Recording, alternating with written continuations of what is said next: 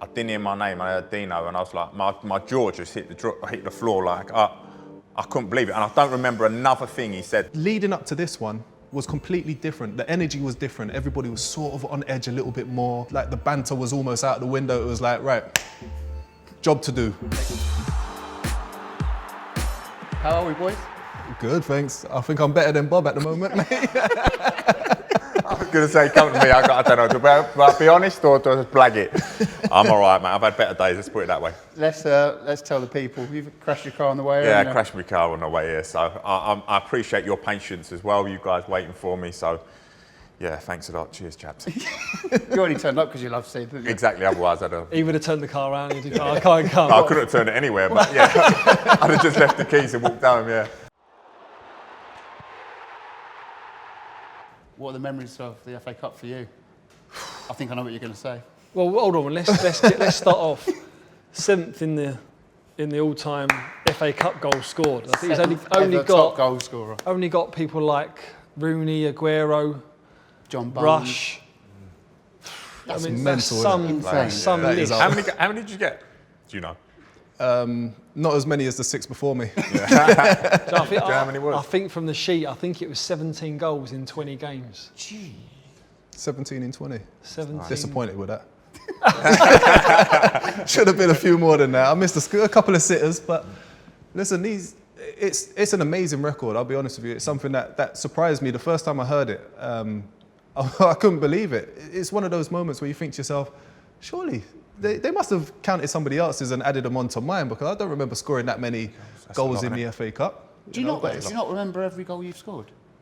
If I'm honest, no. Really? Not every goal. Bob? Only the important ones. No, I don't remember them, but if you play them back, it refreshes the memories, doesn't it? I do remember that, but no. Not many strikers can say that. Selfish, they know every goal. Yeah. Every single I goal. thought a striker would know every single goal they scored. If they remember every goal they scored, they haven't scored enough. Yeah. True, yeah. Poor strikers. So out of all those goals, which one meant the most for you in the FA Cup? Against Man United. It would have to be the one against Man United for a number of reasons. Like playing for Leeds United as well, against one of your biggest rivals, if not your biggest rivals, at Old Trafford, Stretford End as well. Do you know what? The lead up to that game, like what I used to do, I used to walk through Leeds City Centre on the Thursday and the Friday before the games have kicked off, just to get a feeling of the energy around the city and a vibe, and talk to the locals and try and understand what the next game meant to all of those guys. And leading up to this one was completely different. The energy was different. Everybody was sort of on edge a little bit more. They like the banter was almost out the window. It was like, right, job to do. Make sure you score.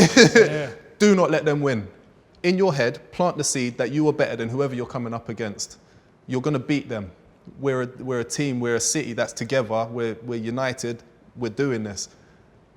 And I've never been nervous before any games. I wasn't nervous before this game either, don't get me wrong, but I had a feeling about this one that it was slightly different, that there was a little bit more on the line than just an FA Cup game, and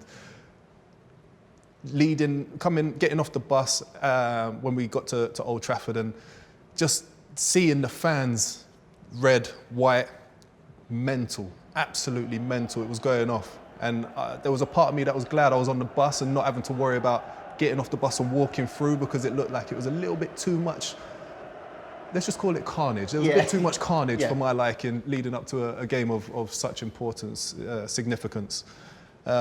So for me, I think it would definitely have to be that one. Yeah. And Bob, the FA Cup, love-hate relationship. Yeah, memory-wise, obviously losing in the FA Cup final, that was the biggest moment, the worst moment probably in my career. Yeah, for sure. What is it like waking up FA Cup final day? Like when you open your eyes and you go, it's the FA Cup final. That is the dream. Same. Same. What is that feeling?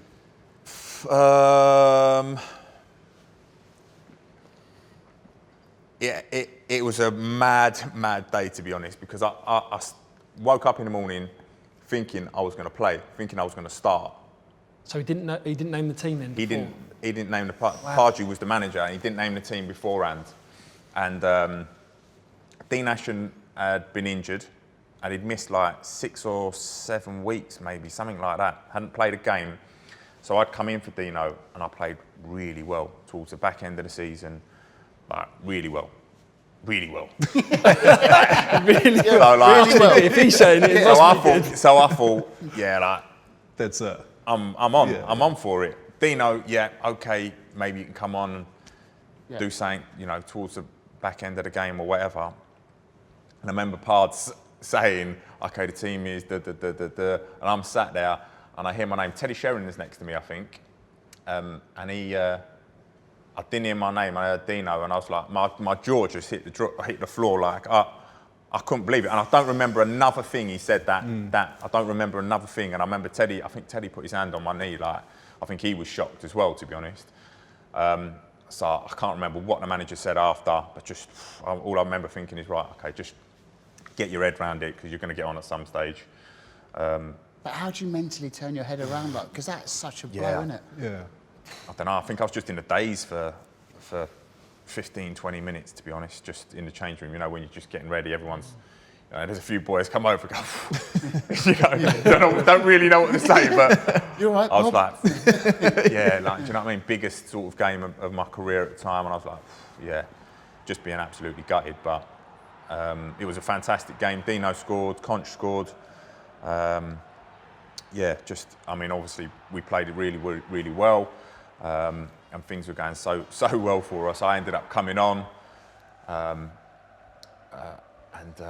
our fullback sort of, instead of throwing it down the line, sort of throws it inside, I think, or kicks it inside, and it goes to Stevie G, obviously, and an iconic goal for the FA Cup. Yeah. But I'm stood directly behind him, and he's so far out. You're almost willing him to shoot because he's so far out. Go on, have a go. Yeah, it's ridiculous. And I'm stood behind him, and I see it bounce across, and he just hits it so sweet, and I'm like, oh no. And you just see Shaka's going for, and it's like, just an unbelievable strike, and just so late in the game, and down to penalties it was.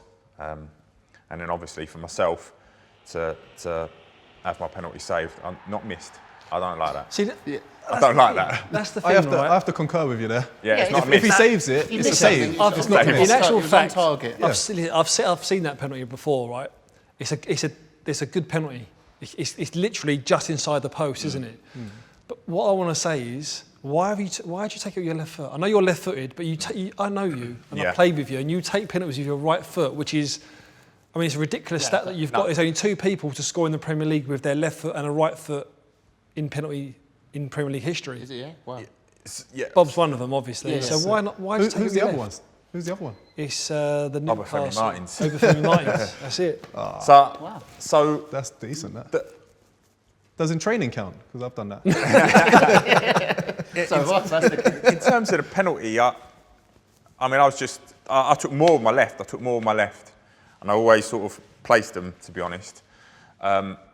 In the week leading up to the FA Cup, we had Ludo McCloskey was our goalkeeping coach, obviously, at the time, and he was good pals with Petr Cech.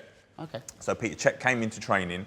All the players took 6 penalties against him. Petr Cech came from Chelsea into your training? Yeah, season's over, isn't it? Yeah. It's the FA Cup, so he just come in to just do a couple of saves. And He was on a boat in Sardinia. Like a neutral goalkeeper, isn't it? That's brilliant, isn't it? It's fantastic. Incredible. Pals with Ludo, he come in.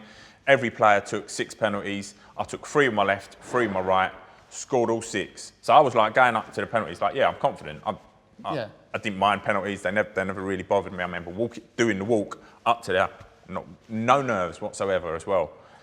As I say, I was probably could have hit it a little harder, but I was happy with the direction of it. But he goes the right way, and if the keeper, makes the effort to really go in a direction, and the ball's going that way, then there's, he's got a good chance. And he ended up saving my pen. But gutted about that one. But it's the FA Cup.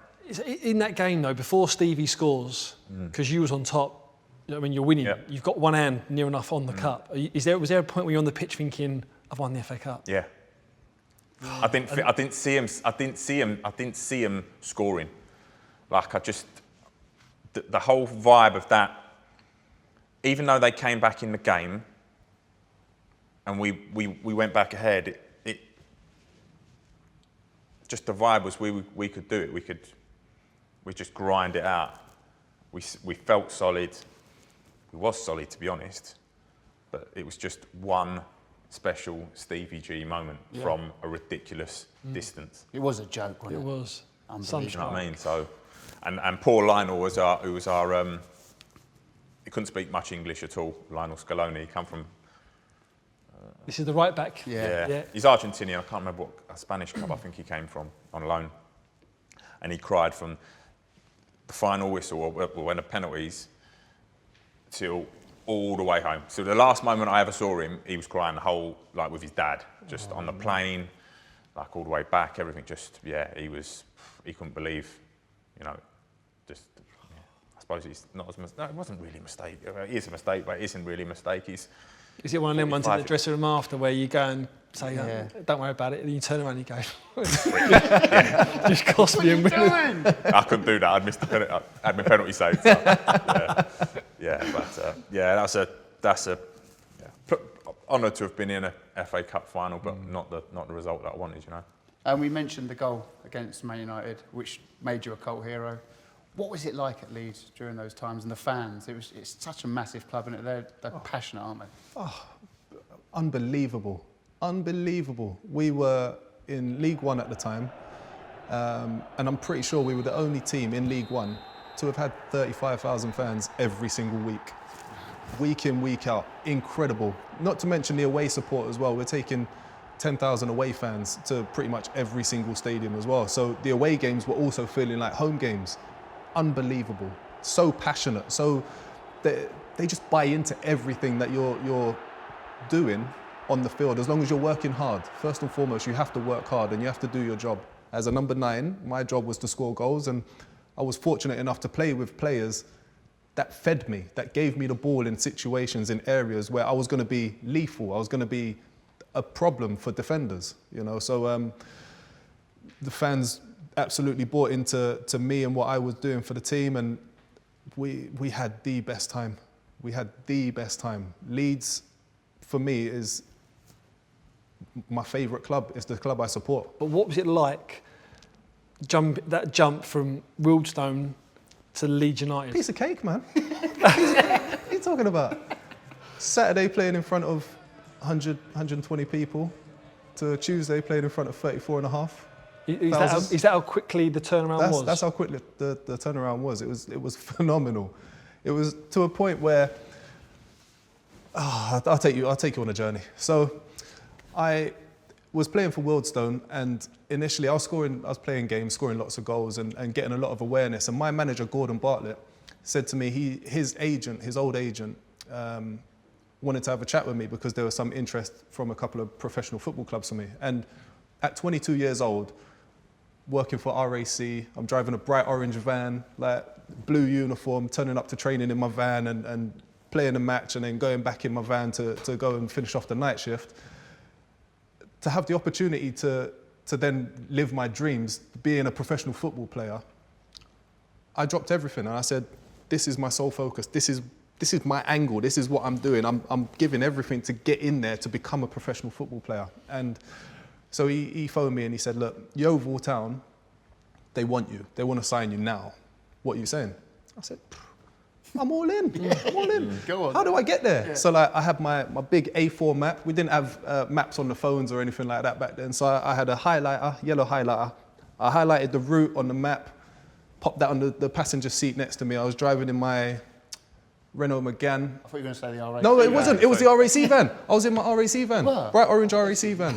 So I popped the map on the seat next to me. So obviously you're following where you are on the routes. When the road bends, you're looking, you're like, right, that's exactly where I'm at. Until you get it wrong and you miss a bend and you've gone like... not a nice journey. It's like that as well, isn't it? It's the whole way. It's not sit on a motorway. No. It was painful. So I made it about almost 3/4 of the way there, and then my agent phoned me and said, right, Palace and Charlton are interested in, and Watford are interested in getting you on loan, on trial, sorry. Do you fancy it? And I'm thinking, at the time, I'm pretty sure Yeovil were in League 2 and the 3 clubs I just mentioned were in the Championship. And I'm thinking, what? No disrespect for to Yeovil, but See you later. come on. And breaks on. So I headed back, and the following day I was at Charlton, and it went well, didn't get anywhere. I was a little bit raw still, trying, but you know, I knew I was raw. I knew I wasn't up to the required standard that I saw there. Went to Palace, played 1 or 2 resi games, scored a couple of goals, but again, I was told, listen, keep working hard, you're doing really well. That old chestnut, like, you're not good enough, but you know, you keep working hard, going, son. mate. Good luck, all right, pal. And then went to Watford, and I was meant to be there for a week. And after the first day, AD Boothroyd said to me, listen, I've got a contract here. Sign it, call your agent, tell him to come down here, and you know, tomorrow you'll be a professional football player for Watford. Wow. I'm sitting there thinking, I'm still in my orange RAC van, by the way. That's done all of London. Listen, I got a fuel card. This is free. I could go anywhere. So I phoned my agent, and he was like, listen, that's incredible. Congratulations. Well done. That's dream come true stuff. Like, well done. You deserve it. However, Leeds are interested, and they don't want to take you on trial. They want to sign you now. Like, and I thought to myself, damn. Where are Leeds in the Prem? Champ. In the Champ as well. One place above Watford. Okay. Yeah. So I'm thinking to myself, right, well, how do I get out of this? Because I've said to AD Boothroyd, listen, yeah, of course, man, I'm in. Like, no problem. Awkward conversation. It's awkward, yeah. And I said to my agent, listen, how do I get out of this? Like, I need to be the nice guy because like I can't be horrible. How do I deal with this? Yeah. And he said, that's what he said. He said, look, just be honest. I'm sure you'll understand. So ended up speaking to him, and he understood, obviously. But I'm like, well, you know, thank you anyway for the opportunity. I've appreciated it. I've enjoyed the day, and you know, I had a lot of great fun.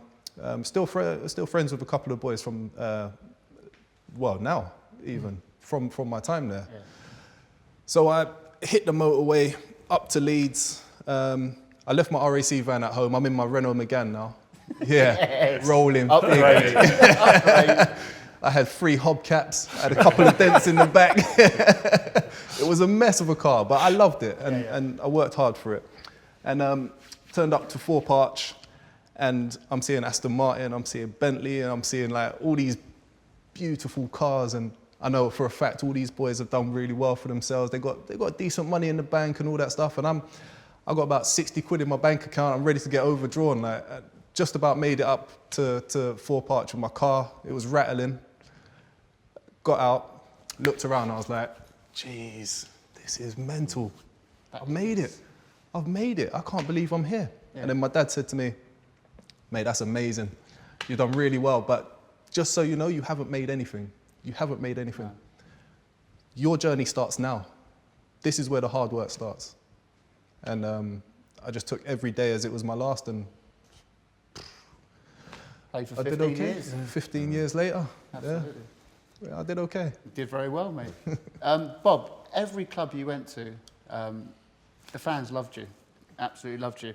Maybe not Spurs, but you know, you're a cult hero at all those clubs. Why not Spurs? Well, it didn't go too well, did it, at Spurs, to be honest? Well, did it go bad? Well, it didn't go bad, but you weren't. I don't remember it going bad. Oh, mustard. No, it was a short time there, really. Yeah. It was a short time there, but I learnt a lot that 8 months that I was there. Who was the manager? Glenn Hoddle signed me. I remember when you said you was going. We was coming home from England under 21 games. Remember, from Sunderland. We played at Sunderland. We was coming home, and you was like, I think no, because I'd done the season on loan at Brighton. Yeah. The season before, and you was like, I think I'm going Spurs. And I was like, oh, that's some move that. Yeah. Glenn Hoddle was like, obviously legendary, wasn't he? Yeah, but it was just Glenn got the sack, and Cleety came in, and the opportunity was to go West Ham, and they wanted Jermaine. Pards would only do the deal if I went now. West Ham's obviously my team. Actually, Leeds Leeds were interested as well. Really? Leeds were in the Prem at the time. Yeah. Everywhere you went, the fans loved you. Why do you think that was? Because I scored a couple of important goals, really. There were times where at all the clubs, I think all the fans weren't for me, but just do what you do. There was a spell at Fulham, you had to turn them around, didn't you? And silence a few people, yeah. So, yeah, I mean, yeah, the time at Fulham was my first season now. I think I only got like 4 or 5 goals. But my role was like a defensive forward. Yeah. I would sit on Paul Scholes for 90 minutes and harass him. And all the players in the team appreciate and understand what your job is because they understand, and the manager's speaking it and preaching it day in, day out. So the players, not a problem. They're like, God, done some miles today chasing like shadows. Do you know what I mean? Did you hate that though? Yeah. It's quite rewarding at times. Do you know what I mean? When you shut out Scholes or some of those ball-playing centre midfielders and just know that they're going, oh, go away, do you know what I mean? And I'm just like, just screening basically, just trotting left and right, screening. But when I'd get the ball, I'd play the ball through to AJ, and it was nice to see him go on and score and be a part of that thing. But it was hard work. But fans, they don't see that, they don't understand that. So it's like, oh, they look at a stat. Even owners, they're looking at stats and going, well, he ain't scored many goals. Let's get him out the door, which pretty much happened to my first season at Fulham. Ended up going speaking to Hull, and I was like, no, I ain't going up there, no chance. Come back down, said to Roy, I ain't going anywhere. He's like, that's the best bit of news I've had all day. So brilliant. He said, perfect, I want you to stay anyway. So the next season, AJ ended up getting injured. I ended being the one up top. Yeah. Zoltan Gira played in the hole, just banged in loads of goals, and there was plenty of them. Celebrations as well, Yeah, to my own fans, But no. I don't think it was just the goal. The goals obviously is massive, isn't it? But as a player, I played with Bobs for Fulham and for Brighton, and a lot of the play revolves around him. Yeah. He's talking there about defensive responsibilities, but there was a lot of stuff when he was playing. Get the ball up to Bobs, get runners off. The hold-up play was a joke. The focal point. You talk to people like Rio and Carragher's and that, they hate you playing against Bobs. They hated it. It was a battle, wasn't it? It was. You used to relish them types of games as well. Yeah, I used to like. I'd love holding the ball up on the edge of the box and setting someone for a shot. Yeah. I'd love that. I really would. I would have loved to play up front with you. Yeah, just you get round me. Just get round me. And it's nice part of you work on it in the week, and it's something quite straightforward really. Get it up to the big man as such. Keep hold of it, bring players into play, and you could do everything though. You could hold it up and you could finish as well. My game evolved as a kid really, because I was always the smallest kid in the Sunday side. I was known as little Bobby Z. JT would call me Little Bobby Z. Do you know what I mean? I was like short, rapid, and as it happens, I ended up shooting going like that, absolute beanpole like that. So my game, I wasn't absolutely rapid anymore. So I thought my game had to evolve. Then at West Ham, at Brighton, I don't know. I was a little bit in between. So I was intelligent, but not overly strong, not overly quick, but just had a knack. Yeah. Ended up going to West Ham, and I got injured there at one stage, and I ended up being in the gym for like 2-3 months, I think. And we had an Australian fitness guy. He didn't care about football at all. So he was fully like, gym, strong, Aussie rules, all that. So I was doing these mad exercises with him. Didn't really think anything of it. I was like, okay, getting stronger. Went out to training the first session, and Matty Upson was the centre half at West Ham. And he was quite a strong guy, do you know what I mean? Quite athletic. And I remember the first ball came over, and I just sort of went like, put my arm out, and he didn't move me. And I thought, hey, he obviously ain't trying here. And then the next ball comes, and the same thing. And I'm like, hold on a second, he's actually trying here. Boom, hold up, go away a second. And then the game was like, oh, okay, I don't have to move loads. I can just plot and do it. And my game sort of changed from then on. But I suppose that's just the evolution of my football, I suppose, the way I played. Absolutely, and you mentioned little Bobby Z there. That was the Bobby Zoo who played for Senrab. Yeah. John, I mean, that team was an absolute liberty, wasn't it? Yeah, it's a good old Sunday side. Yeah, we had there's five players from that Sunday side that went on to play for England, full England caps. Wow. Unfortunately, not all at the same time. That would have been Amazing, freaky, wouldn't it? So there was me, Paul Konchesky, Ledley King, John Terry, and J. Lloyd Samuels.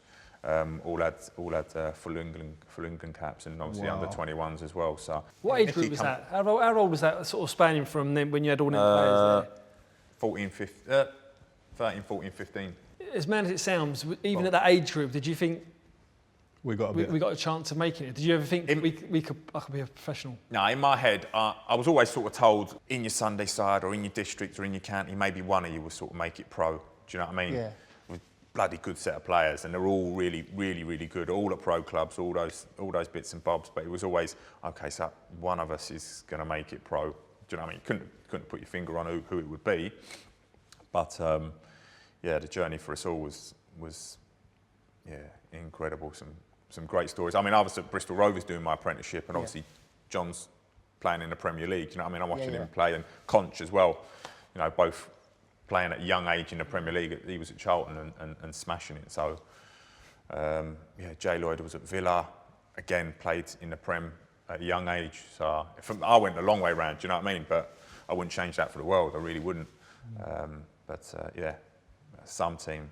Yeah, I think I only remember losing one game. And how many? And how many? Just don't know. Yeah, don't know. We actually lost to Scotty Parker's team. What you know what team you played for, didn't you? You're South London, isn't it? Yeah, I can't remember what team you played for. It's mad when you all become pro and adults, but you've all played against each other when you was kids, as young as like 9, 10. You always remember the one that stood out in that team, and that's that Scotty Parker. He plays that team, or like Senrab. Ashley Cole. Ashley Cole was the one. He used to play. He played for a Sunday side called Puma. He played up front at the time. So he was like me actually. I remember us both as just kids, little like that, just darting about. Obviously, then he ends up playing left midfield. Then he ends up at left back. Where was he at Arsenal? Was he left midfield at Arsenal? No, Did he start there? He was left winger, wasn't he? Left winger as an apprentice, wasn't he? And then he moved back to left back. And I remember thinking, oh, bloody hell, how has he ended up as a left back? Can't see that one. Never see that one coming, you know, because he was rapid and decent on the ball. And Jermaine, when did you realise that you had a bit? At what age? 6.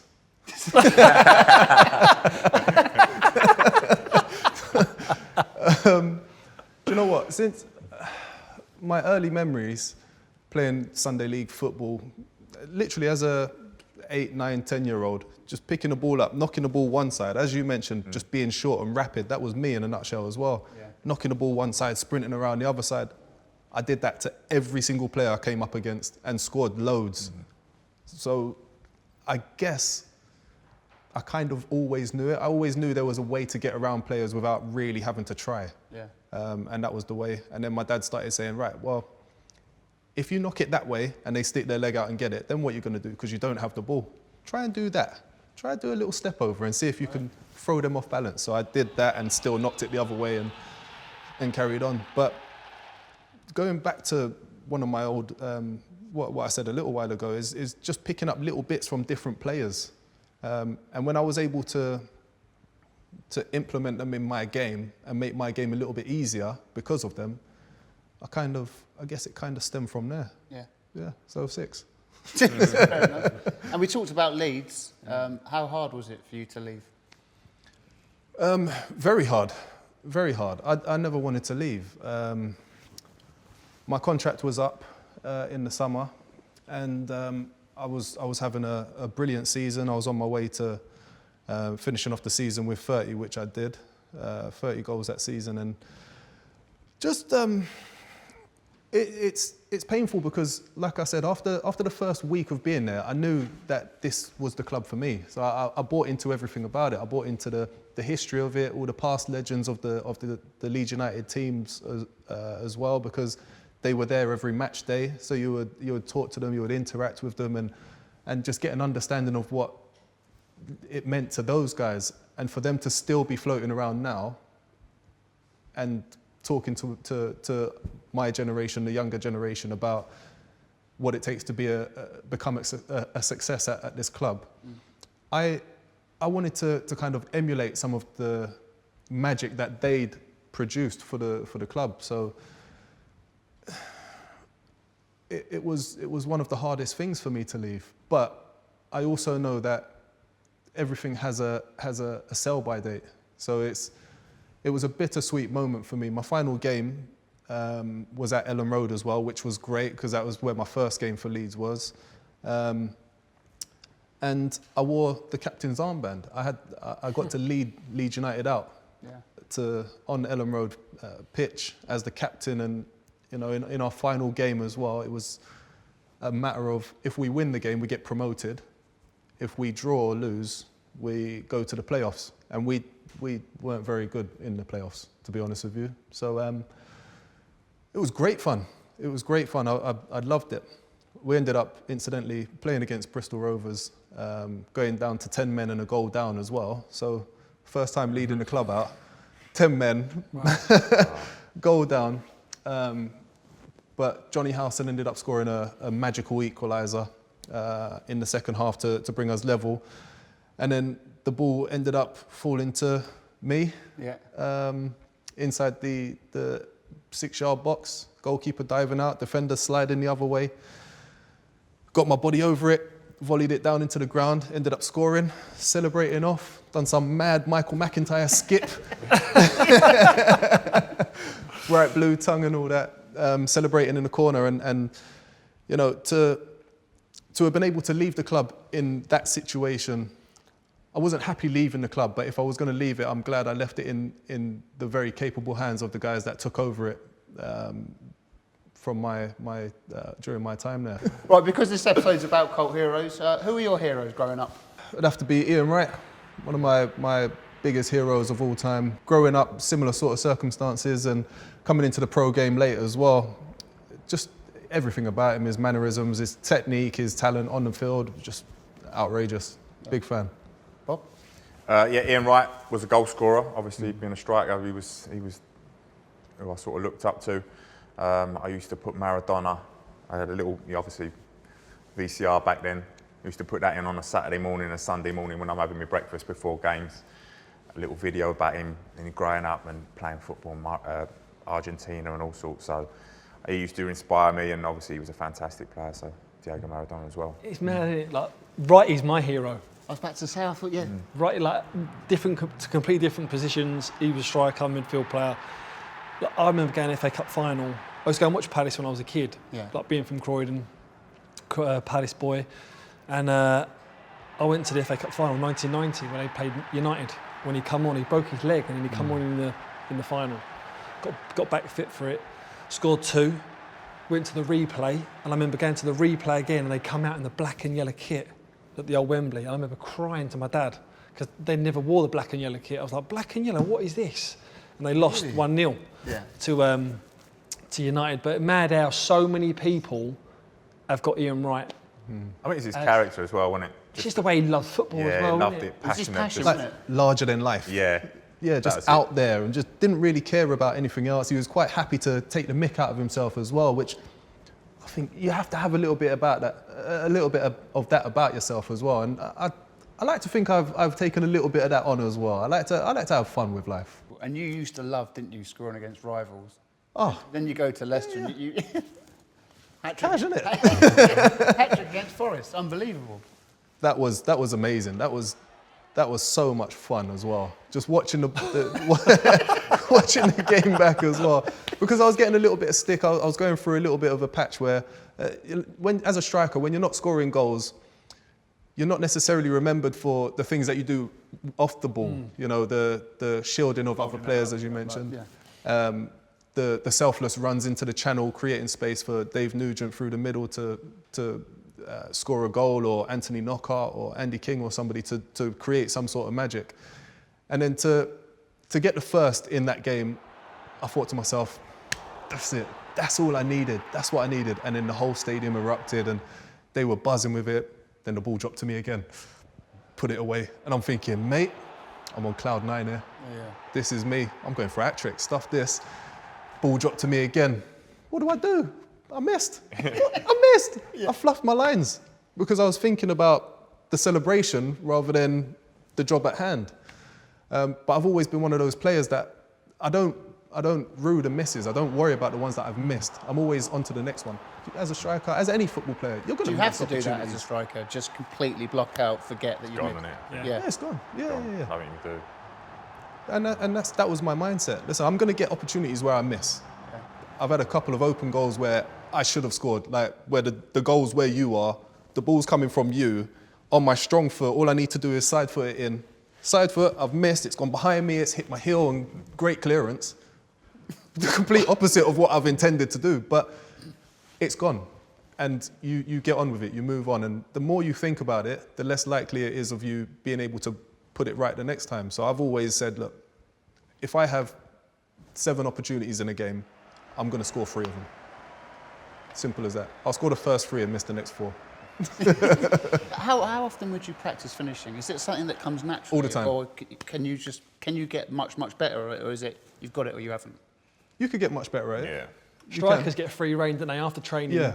Strikers get like, go on in, whereas midfielders will try and creep over and defenders will try and creep over and they'll be like, what are you doing? We're in a session, yeah. In you get fouled. Just go in. Too many people, yeah. Yeah. I used to hate. Come over. Yeah. I used to hate it when defenders and midfielders came over because it meant instead of me waiting 2 or 3 goes to get another chance, I'm waiting 7, 8, 9 times to get a chance. That's not what I'm out here for. No. That's not what. You're here to tackle. You get in there. You're here to pass the ball to me. So get out wide and pass it to me, and the rest of you just follow my lead. It is. It's just repetition. I've got an image of both the playoff final goals, and they're like carbon copies of when I make contact with a ball. It's freaking. You don't think about it, but it's just repetition. You know, muscle memory. And yeah, it's freaky when you put both of them like that. 400 million quid, whatever. That's your nickname, isn't it? 400 million pound left foot. Yeah. Cheeky 10% bonus. What? Yeah, bloody what? What's it like? Get your car fixed.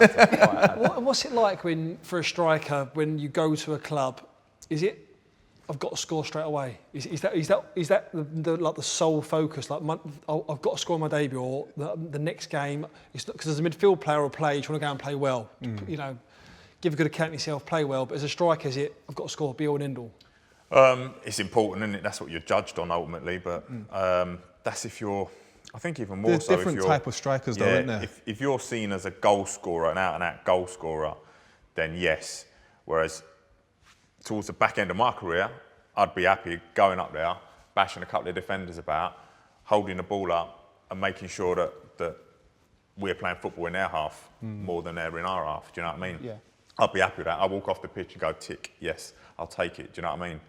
So, but yeah, obviously goals and strikers, they go hand in hand, and ultimately you are judged on that. But like I say, in the changing room, in the club and the people that understand what you're trying to do, as long as you've got their respect and everybody knows exactly what you're doing and they're all happy, then that's all that I'm ultimately happy with as well.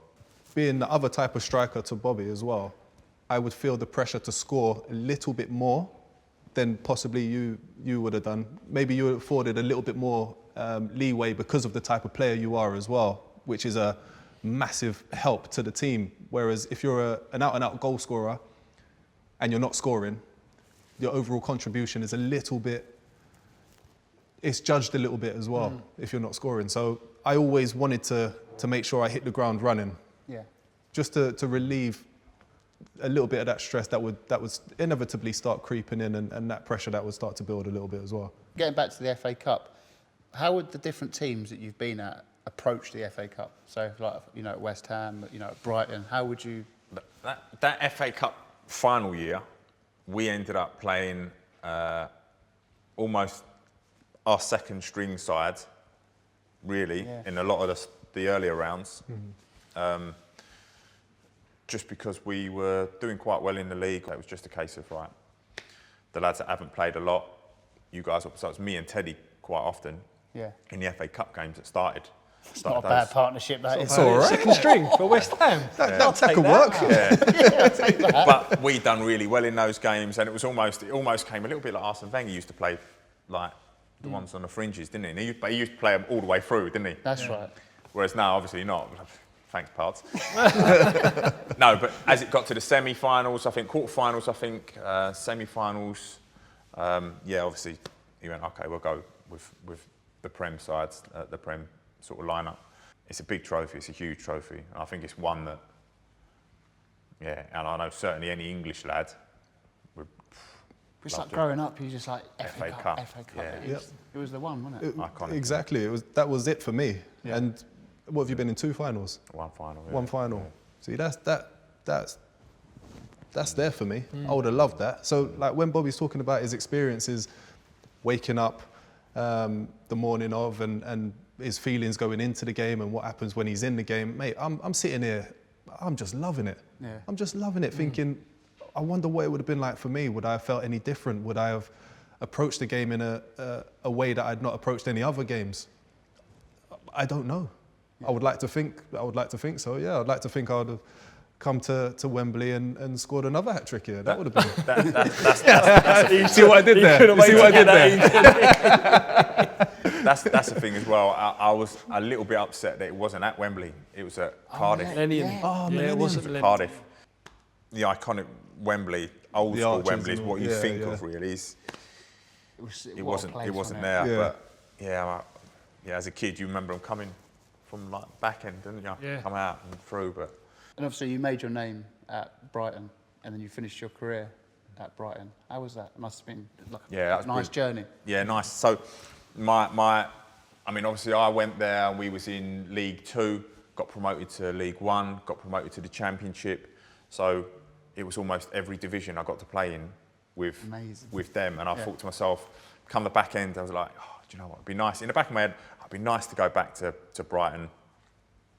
It'd be even more of a dream to get promoted and just get promoted up to every division. That would have been unbelievable. But we missed our goal difference, automatic, with Middlesbrough. The last game, Middlesbrough, yeah. Goal difference though, wasn't it? Goal difference, yeah. It ended up on goal difference, but we lost in the playoffs. But I was injured. I don't know operation by then, but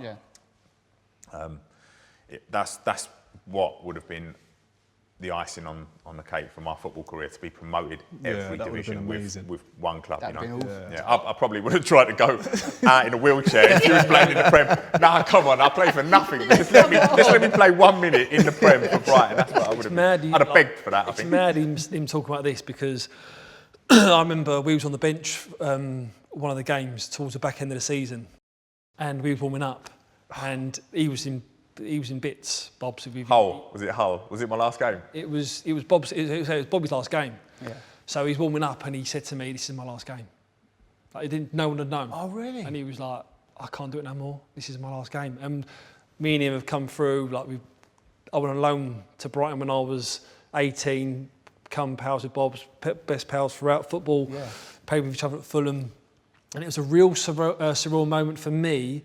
We were warming up, like as you do, just walking across, like jogging across the pitch before the proper work with the team. And he's going, "This is me done now. I can't do this. It'll be my last one." Did you decide on the spot there, Bob? I think that was at half time. I think it might have been at half time, that, because I was on the bench and I think I played on the Saturday and the game was Tuesday night, Hull away, I think. And my body was like ruined. I was, and I think Colin Calderwood was the assistant manager at the time. At one point, second half, he said, go and get warmed up. And I think I said to Cole, I can't do it. I can't play. And at that moment, it was like, you can't. The moment you say, look, I don't want to go on, that was the moment I was like, I need the operation. So the next day I was like, Doc, I need to have it done. I need to, How hard was that mentally? Yeah, that was tough. That was tough, and coming back doing your rehab, knowing you're not going to get another chance to see it out. That was a killer, really. And Jermaine, for you, when you had to hang your boots up, was it just? It's horrible, man. That's a horrible position to be put in.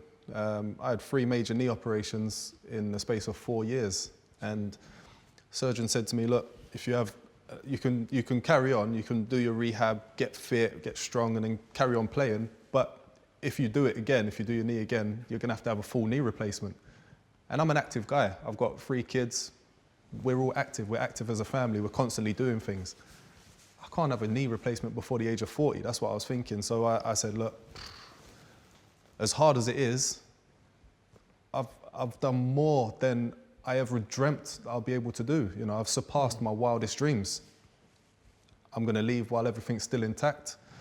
And I called it a day. But I still have moments where I miss it. And there are things that you see when you're on television, you think to yourself, oh, if only. If I was playing, if I were playing, I would have made this movement. Or why did he do that? Why has he tried to pin him rather than rolling him? And how long have you been retired? Year and a half. My first year, I was like, thank God for that. Like, really, yeah? Yeah, my first year and second year. I think Were you ready like, for it mentally, though? Yeah, because I didn't train every day. Do you know what I mean? I was like 1 day a week that last season anyway. It was like in the gym on your own. Everybody's out there having fun. You're literally in the gym on your own.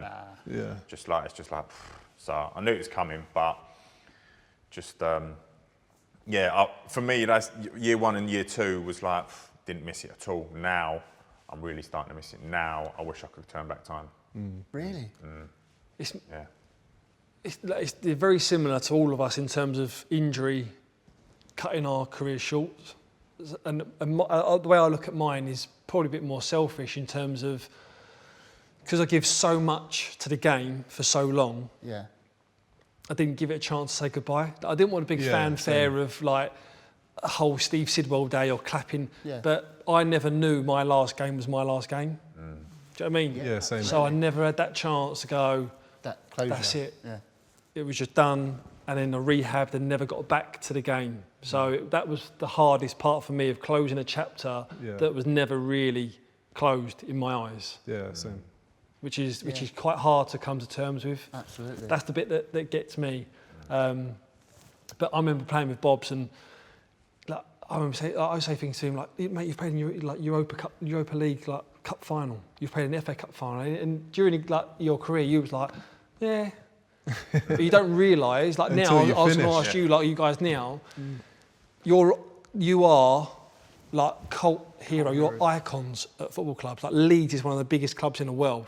Like, doesn't get much bigger. Bob's, you're an icon at 3 different clubs. Like, do you realise that? No, I don't. See, when you said like cult hero, I was like, You are though. It's a stretching. yeah, I don't. Is it really? You say that. Put it this way, if you were to go into Leeds, you wouldn't have to buy a drink again. You could walk through and everyone nobody could buy a drink now, everyone can would they? shake your hand. If you was on holiday, there'd be someone to come up to you and go, please, let me get you a drink for that goal that you scored in whenever, so and so and so. Same with you, Bobs. Yeah. I mean, like, I think football's such a bubble and you get so wrapped into it, you don't realise what goes on until that's done, and then you come out of it and you go, do you know what? Actually, that was good. I've done well. I think these 2 here epitomise living legends in terms of the clubs that they played at, what they produced, the levels that they produced, the goals that they produced at them clubs. I don't think it comes much bigger than these 2. No.